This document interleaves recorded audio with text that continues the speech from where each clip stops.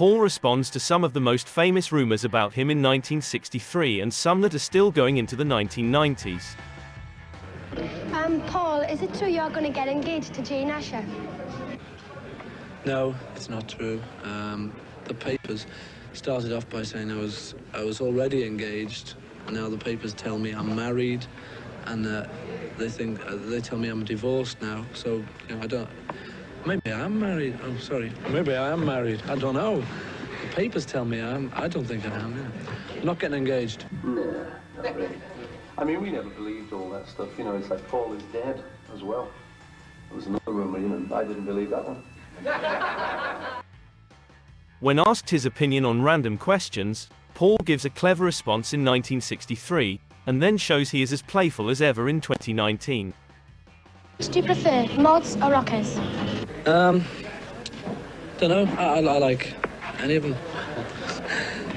Mockers, I like. I think they're the best. Where would you recommend to go in the UK? Liverpool.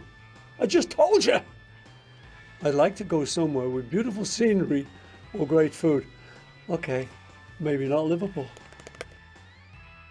In 1963, and then again in 1986, Paul McCartney keeps a sense of humor even with relentless distractions. Paul, have you thought about your act for the show yet? Any changes in the act, or is it going to be, the usual routine? No, we'll have to change it, I'm sure. We can't. No, stop it. We'll have to change it, but we can't do the same thing all the time. We haven't thought about what we're going to do yet. Suits with collars on, brush party, never know. Something like that. I may not wear suits. Never know. We've no idea. You've got some grey hair. I know, Sue. Did you have to tell them? I don't mind, actually. It's God streaked me. Hello? He's not here.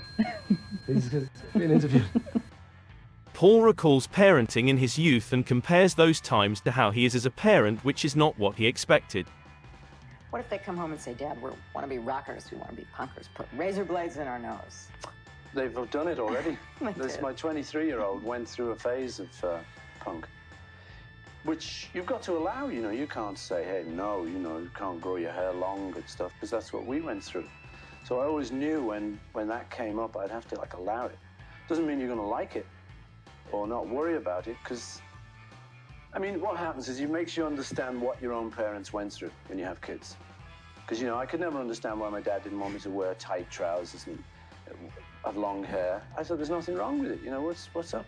But I think I understand now. He thought I was hanging out with the wrong crowd, and I was.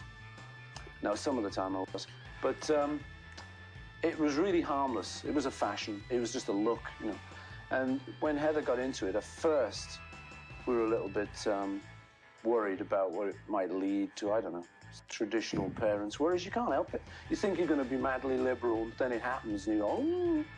So, but the great thing was, all their friends used to bring around were real sweeties.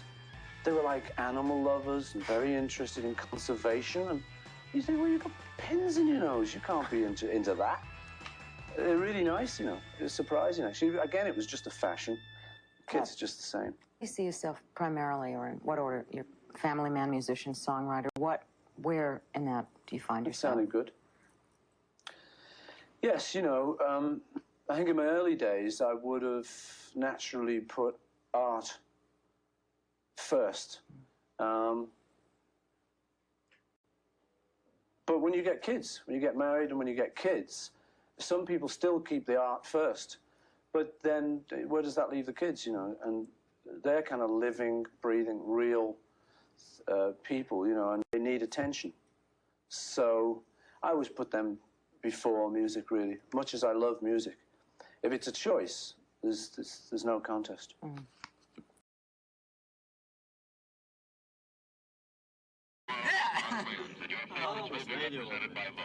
Tomorrow night at 7, the Beatles read their own poetry on a documentary, Meet the Beatles. All over the world. Oh, really? I don't understand this. Tomorrow night from 7 to 8, here it wins.